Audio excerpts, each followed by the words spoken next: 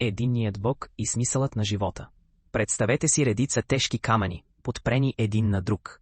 Ако всеки камък се опира на този зад него, и онзи зад него също се опира на друг, всички камъни ще паднат. За да останат всички изправени, трябва с края да има нещо, което не се опира на нищо. Нещо достатъчно силно, за да държи всичко, стоящо само по себе си и независещо от нищо друго. Всичко във Вселената е като тези камъни. Точно както всеки камък се опира на други камъни, за да остане изправен.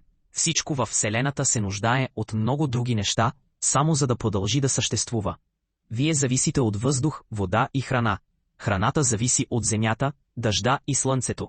Слънцето зависи от физичните закони. Накъдето и да погледнете, едно нещо зависи от няколко други неща.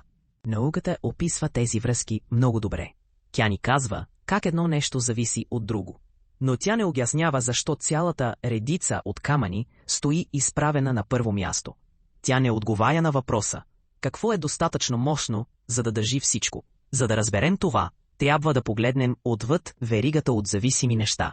Трябва да има същество, което поддържа всичко, но не се опира и не зависи от нищо друго. Това същество, което поддържа всички неща, но не е държано от нищо друго, е това, което наричаме Всемогъщия Бог.